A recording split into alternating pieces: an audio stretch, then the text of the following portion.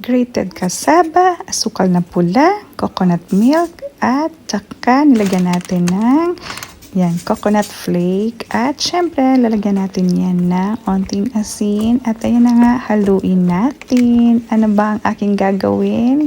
So, ayan, gagawa ako ng suman. Cassava suman. So, ayan na nga, nalinis na natin ang dahon ng saging. Hinugasan ko yan sa kumukulong mainit na tubig. Yun ang ginawa ko. So, ayan, nagbabalot na tayo, guys. Ayan, dahan-dahan lang kasi nga bumubuka yung dahon ng saging.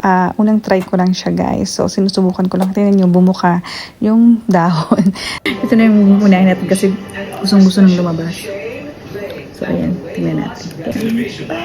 Mainit pa, guys. Kaya ayan, ang lambot-lambot.